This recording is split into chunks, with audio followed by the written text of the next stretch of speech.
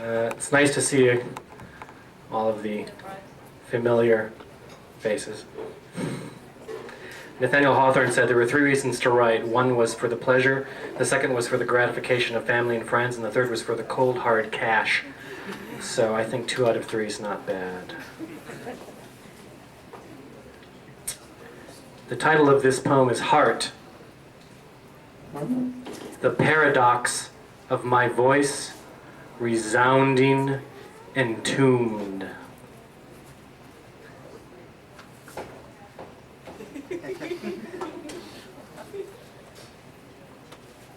I don't know what I'm doing.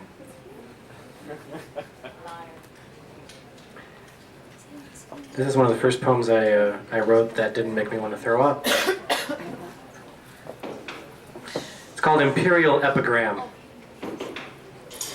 I'm starting out with some really, really old stuff, so forgive me.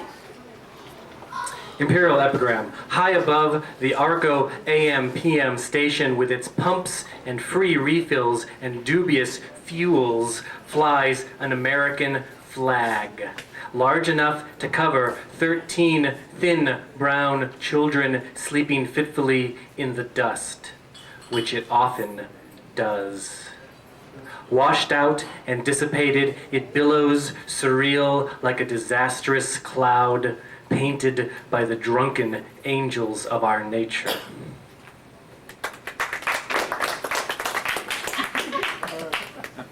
Please, just snap.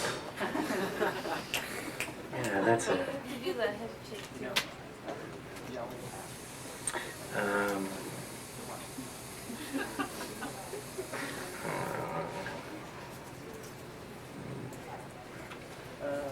Here's a funny poem.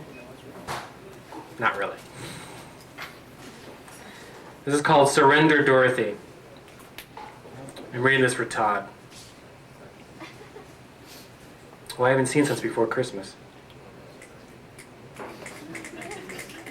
Surrender, Dorothy. Sometimes her dreams still dance on 2 feet. Ruby striking ruby with a spark, silver brushing silver, a slow dance reduced to a word, home. The poppies drift in spindly black and white before her ruined eyes. It was the glare off that goddamned road, the wizard had growled, handing her glasses tinted in deep emerald, double tortoises hiding their heads. His face cracked into life when he said it, like a golem. He got younger every year, those white tufts of hair, that kindly grandfather twinkle, so much hugger-mugger for the rubes. Pay no attention to that man behind the curtain. But, drawing velvet back upon those eyes, smiling like salamanders in fire, she had felt the whole adventure pierce her through to her toes, pooling in those shoes of magic and death. Now he smells of turpentine, grease, herbal mixtures, and elixirs of everlasting health, sitting quietly at the wagon's lip with his racking cigarette cough and his whip. She draws the shawl tighter and slips. It's all like the memory of a bruise.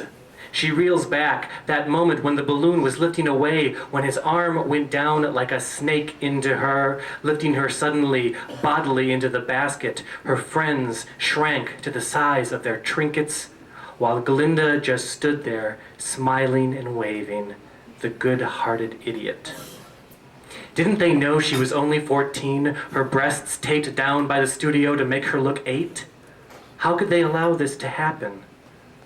Town after town in the merry old land falls to their medicine, his voice booming judgment, his head floating in oblivion. When from time to time she mentions Kansas, he cackles, twisters and hicks and in cold blood, then pulls her close with those mint-scented whispers, his kisses burning along her neck like cinders. There are worse fates, she supposes. Only she wishes she only dreamt of dancing. Instead of brute faces under bellboy caps, the beating of wings, and that voice ever distant that sounds more and more like her own. Oh, sister, I'm melting. I'm melting.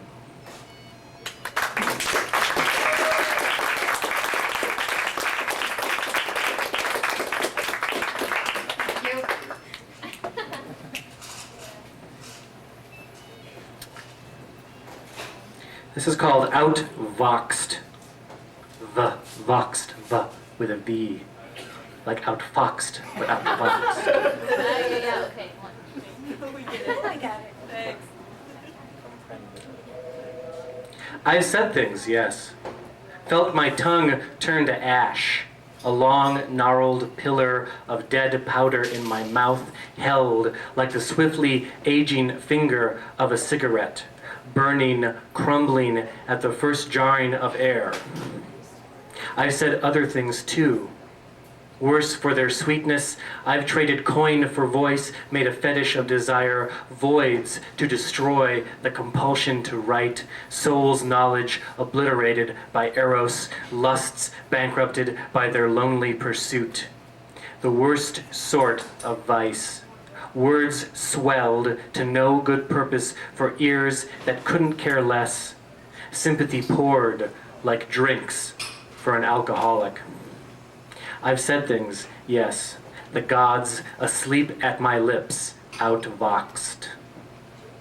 But I'm writing this down, so I'm not hopeless yet.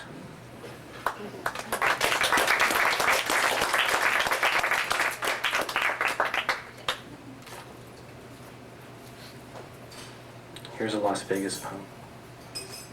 The Sky Lounge limit.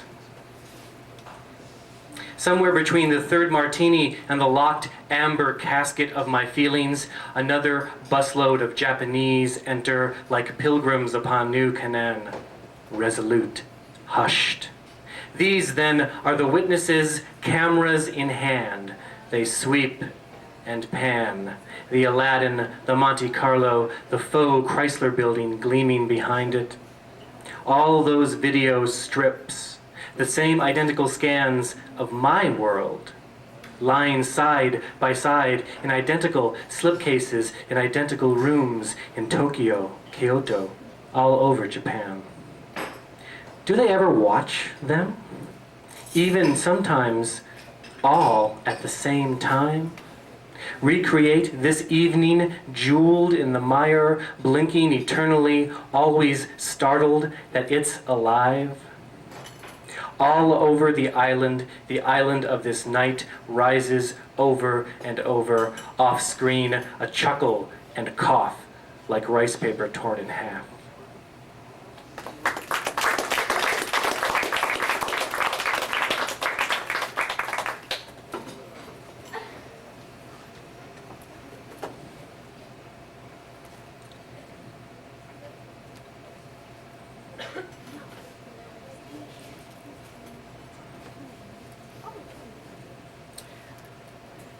Okay. This is a funny poem. Sort of.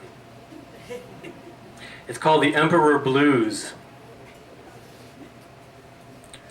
Whoa, yeah.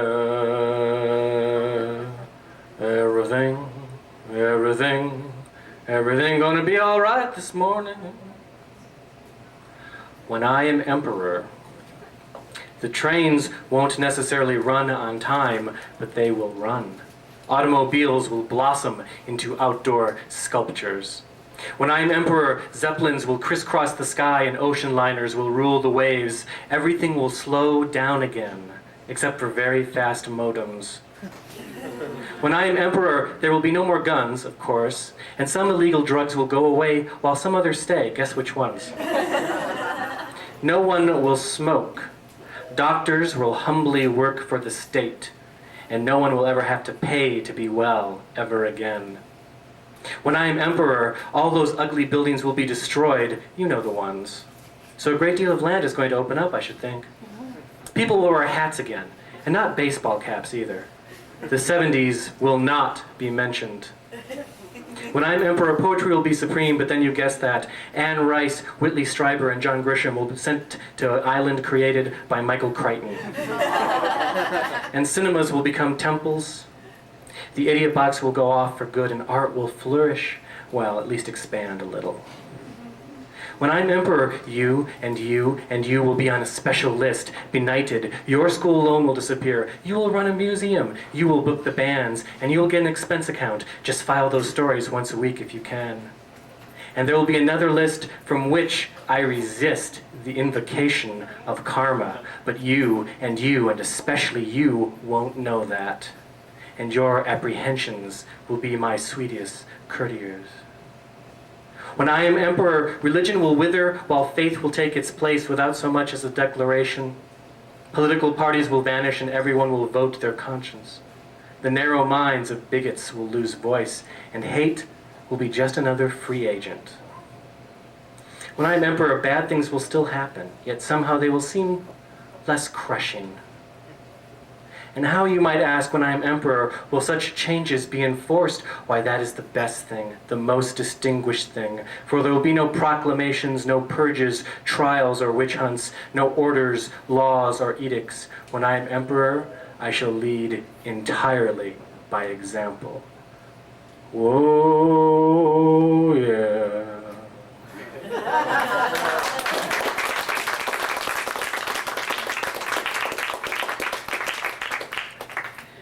Thanks to Muddy Waters for that.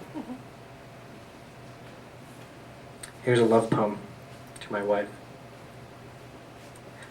called Temple.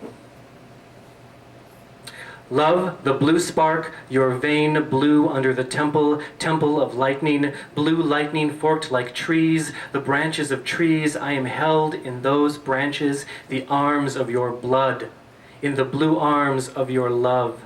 Fixed beneath your skin, the arm of your heart's lightning, blue spark of love beneath the temple where my kiss falls like a pause in the thunder of your pulse.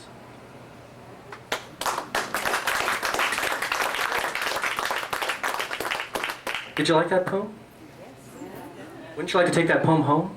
Oh, why, look what we have here. It's a broadside that will be available for sale after the reading of that poem.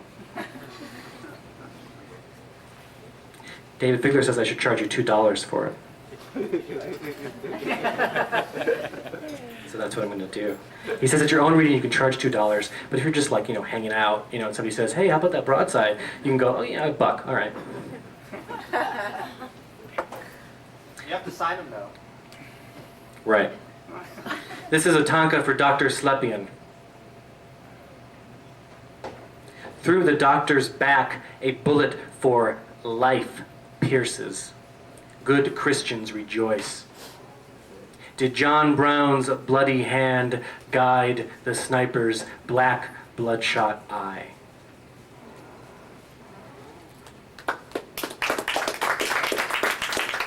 Okay, you don't have to do that after. How about some new stuff? Why, sure. Yes, Mr. Crosby.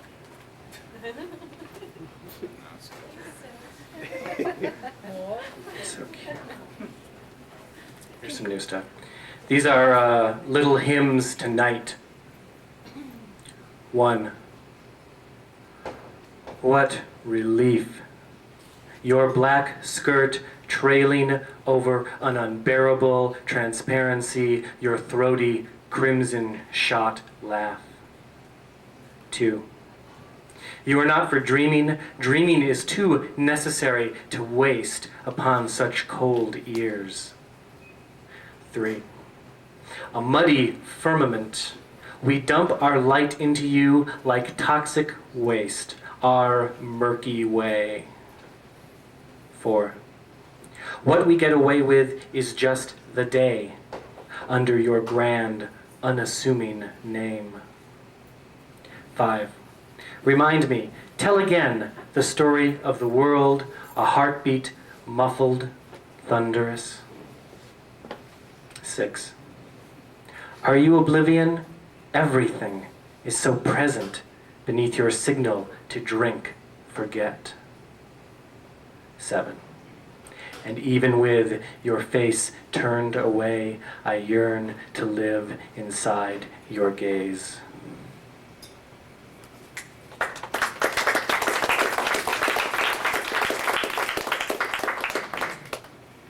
This is Midnight at the Hot Springs, Tacoma, California, summer 1997. Only one of the bathhouses was open, the sexes split up, immersed in divided cycles.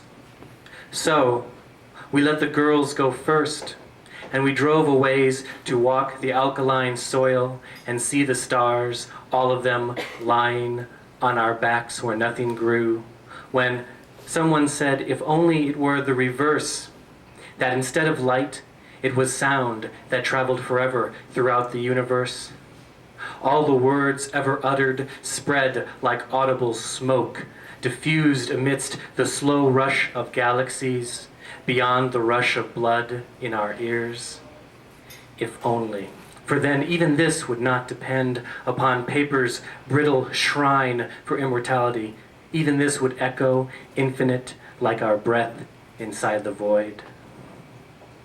When we returned, the girls were singing German songs, voices lilting, lifting through the transom over our silence, our paused, wondering heads, a harmony rising upward, out, but only for us, only through the magnanimous air.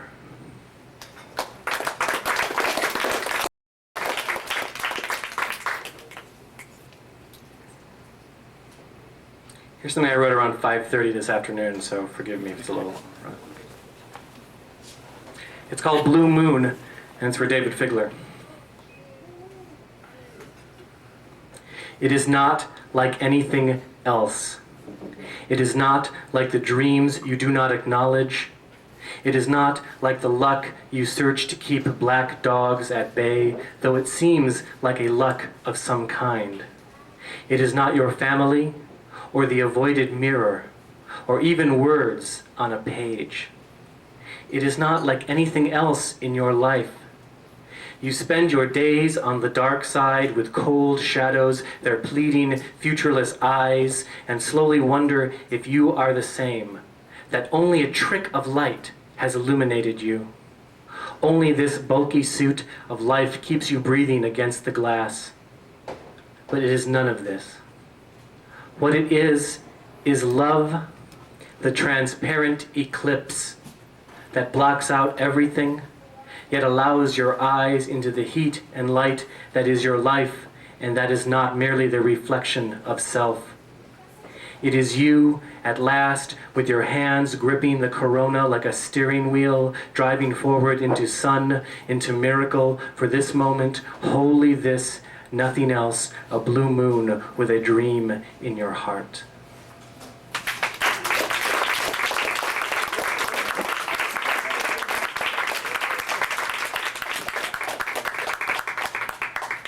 Thank you.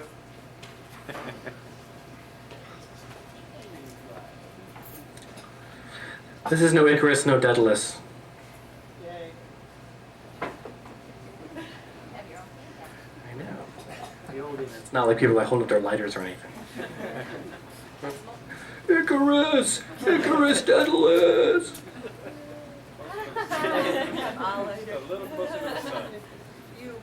No Icarus, no Daedalus. When he was yet a great distance off, I saw him. The bones that issued mine, the house where I dwelled before my life. Yet how strange as he drew near, how unrecognizable, we look nothing alike. As he grows, he diminishes, waning behind a cloud the way a face in shock drains its color. His mind is draining now. Memory, words, the connections between things slide into his mother's milky, fallen eyes. My grandmother, who had forgotten more than she had ever known, shut up with her fixed smile in the madhouse. Remember the arms, the voices through windows. Hey, little boy, come see me. That's where the Alzheimer's victims wound up in those days. Now, my father asks me what we call that little oven. It's the microwave, Dad. The microwave. He is losing himself daily in this slippage. And what am I losing? Someone whom I never had, volatile, loud, a figure to be avoided, unheeded, whose love was never in doubt, but whose lack of understanding, hostility even, could never be forgiven. Why couldn't you be someone else, I would think. So at last, perhaps, he is. Now his infantile rages only weaken, reduce him to manageable size. How horribly glad, how happy I am to watch him slip. I want the pity I have always given his blighted soul to expand, infinite, growing like a shroud to wrap around his shrinking image. Is this how a son should feel for his father? There is no bond in this escape, no Icarus, no Daedalus. Whatever wings were made, I fashioned myself out of what I could find. And should the sun grasp and rattle me, losing me between the waxy feathers on its burning fingers, there will be no one to cry in terror at my fall. Not that I would try, or even think to call.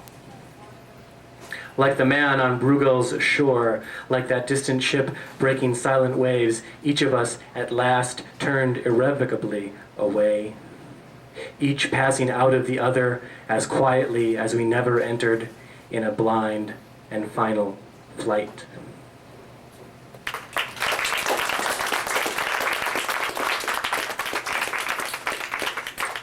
Now, as Bill Cosby would say, I read you that poem so I could read you this one. This is a long poem I've never read out loud, so forgive me. It's not too late to ask the musicians to come back up.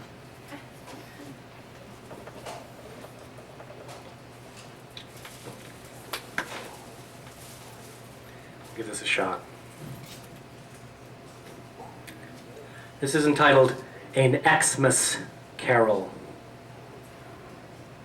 1. Shall I say, shall I say, shall I say, blood is thicker than water, thinner than time? 2. Christmas Eve in my father's bed, 1 click, 2 click, 3 click, 4 click, ghosts of Christmas past, present, future. Click, ghosts in Art Deco delicatege, horns of Technicolor plenty, Hollywood chains. Click, click, click, Scrooge upon Scrooge. Reginald Owen's perplexed austerity, click. Alistair Sims' loony bin eyes, click. Albert Finney's pinched goblin squint, click. Poor Marley, poor Alec Guinness. In pale, ridiculous head wrap, click. And Jean Lockhart, a bumbling, foggy Cratchit, click, click. The Aleph of A Christmas Carol. A withered soul redeemed from a dozen angles, all at once, the magic of cable television. Click, click, click. A dozen stingy Scrooges in their stagey Victorian beds, waiting for spirits knock. In my father's bed, in his room, in a house in Prescott, Arizona, in his absence in more ways than... In his absence, my finger spins click, click around the carol, awaiting spirits to tell me where I have gone wrong. Spirits show me, spirits explain the mystery of paternity. The chain I forged in life, link by link, yard by yard, is its pattern strange to you? Yes. By the half-lived, half-light, I can see on one wall a caricature, 2 profiles, dated 11/12/54. Ray, the artist's name, of Momar. You can tell it's Momar. He signed the name above his own, Ray of Momar. My mother is looking farther out of Perry, Michigan, than could be dreamt. My father is younger than his gaze, a boy's gaze. On the opposite wall, the same Ray of Momar relates the change. 1965, my mother's hair piled high, her sharp, engaged face, my father looking like himself, just himself, except for the mustache, of course. The father I came to know and came not to know. Is the bully in his gaze, the pettiness, the thwarted expectations, the misalliance, the mistakes? There are many things that belong to my father in this room. His room, not my mother's. The last room he ever had. Of course, I know he has his own room at the place. He's not strapped down to some bed in some cavern of senseless wailing. But nothing speaks but these caricatures, these things of Paris. Paris. Are you the spirits whose coming was foretold? My father in Paris, 1953, walking with a woman not my mother, French, younger, blonder than any imagining. Is this the humbug who stole the waiter's tip back as we left the table, whose nickname was Archie Bunker, who would have voted the Antichrist as long as he was on the Republican ticket, who explained that some gooks, the hard-working ones, were okay, but blacks would never be, who threw tantrums if you threw a broken thing away, this salesman who could sell but never invested a dime, this loud, vulgar, childish figure of a fat man, fat with himself, now eaten away. Somehow, this is my father in a picture on the Champs-Élysées, with a blonde so French in her smart topcoat and dark, it must be crimson beret, as to make me ache. What was her name? I want to ask, click, click, I want to, click, Annette, you have a call on click. line 2. Annette, you have a call on line 2. I think of my father, stationed in Paris, April in Paris, with a French girlfriend, waiting for my mother to say yes, walking through that miracle of cities, waiting to return and marry my mother and take her away. His tragedy that he never fell out of love with her, hers that she fell out of love with him almost instantly, yet stayed. But I got a free trip to Paris, she once remarked, when I asked, click, click, click. 3. Ghost of Christmas Past. The Lansing State Journal, December 15th, 1953, 46 years ago yesterday. Soldier here on furlough tells of French communists. Communists in Europe are going all out in their efforts to force the U.S. soldiers to go home, Corporal Gregory Crosby, 20, local soldier now on furlough, said Tuesday. Corporal Crosby, who is stationed in Paris, France, with the 852nd Communications Reconnaissance Detachment of the Supreme Allied Headquarters of the Allied Powers in Europe, arrived home by plane December 11th on a 30-day furlough. Overseas for the past year, Corporal Crosby, son of Mr. and Mrs. Jack T. Crosby, 6379 Reynolds Road, East Lansing, has been in 27 countries of Europe, Africa, and Asia Minor. Discussing the communist movement in Europe, Corporal Crosby said the Reds have bought billboards all over Europe and have plastered them with big signs saying, "Go home, U.S." They also openly accuse Americans of introducing germ warfare in Korea and have plastered pictures on the billboards showing American planes dropping huge spiders and other bugs over Korea, Crosby said. The biggest communist outbreak was the night Julius and Ethel Rosenberg were executed, said Crosby. A riot was held in front of the American embassy, necessitating armed guard. La Humanité, a communist newspaper, played up the execution, showing a huge picture of President Eisenhower with electric chairs in his mouth instead of teeth. The other people of France, Corporal Crosby said, treat the communists and American soldiers alike, indifferently. Speaking of his visit to other countries in Europe and his work with the security agency, Corporal Crosby described the peoples of Scandinavian countries as the most wonderful I have ever met. The American soldiers are treated like long-lost brothers who have returned home, he said. The East Lansing soldier, a former State Journal carrier, was graduated from J.W. Sexton High School with the class of 1951 and attended Michigan State College prior to joining the service 2 years ago. His promotion to corporal became effective Monday. A brother, Jack Crosby, is stationed at the prison camp in the Koje Islands in Korea. April in Paris. I have this image of my father's smooth American face wrinkled in disgust at Jean-Paul Sartre as he sat at some sidewalk cafe in clouds of pipe smoke. Uncle Jack smoked a pipe, collected eagles, books on military history, a Boer, killed by lung cancer. Sartre, full of easy, assured, ontological discontent. Would my father even have known who or what Sartre was? I want to ask about it all, though I know all the impression this piece of time made was a jokey French accent. A news item moldering, a caricature, and, quote, gosh, if that same artist wasn't still there when we went back 10 years later, unquote. 4. Ghost of Christmas Present. When my brother said, hey Dad, I was thinking of taking my kids out and killing them, my father said, oh, that's great. That's super. We knew it was time. The doctor told my mother at his commitment, "I'm amazed you didn't do this sooner."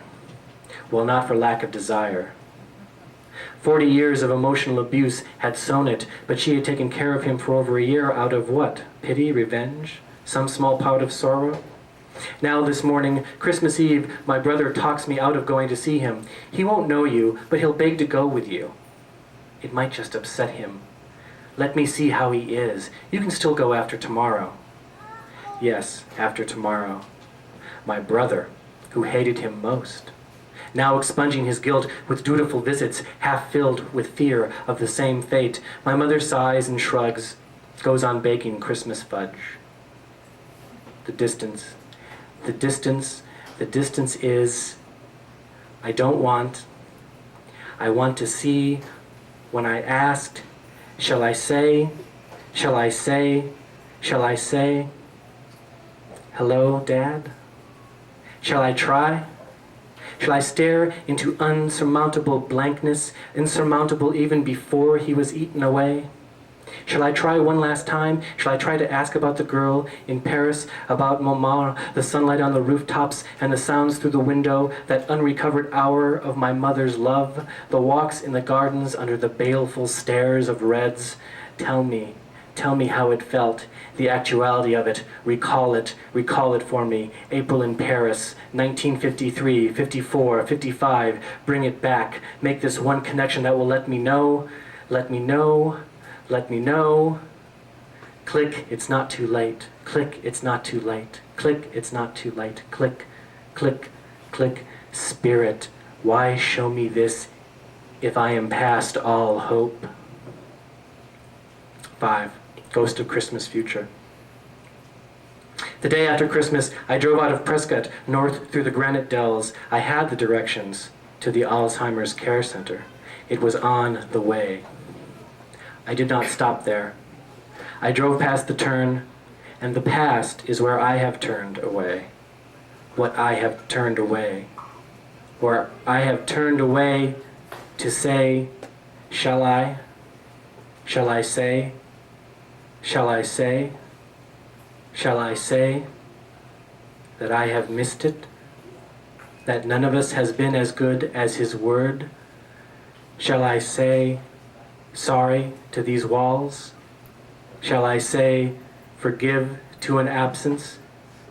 Or shall I say with pity, fierce as breathing, God bless us, every one.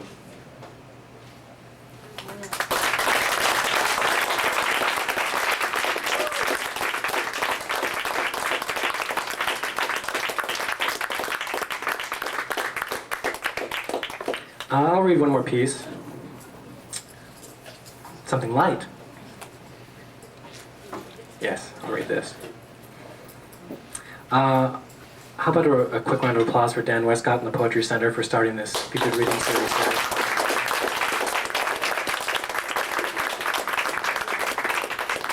And a round of applause, of course, for the fabulous musical duo, whose name I'm not sure, the Holman Duo, perhaps? Don't know, but a round of applause for them as well.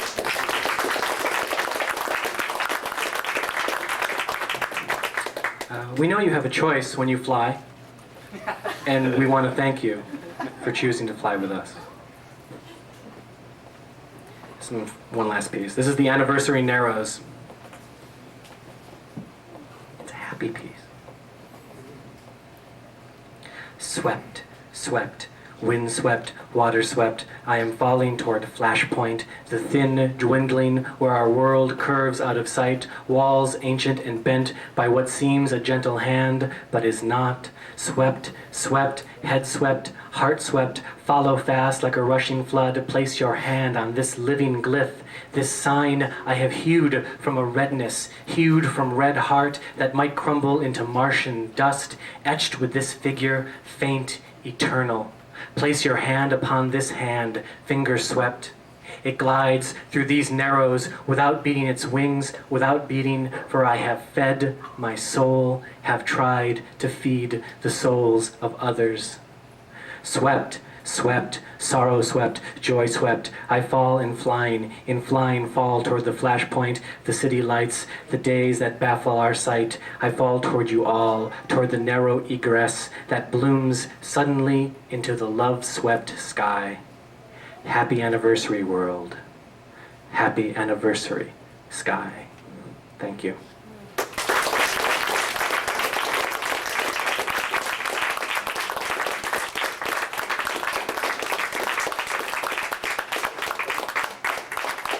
Let's hear it for the intensity of Gregory Crosby.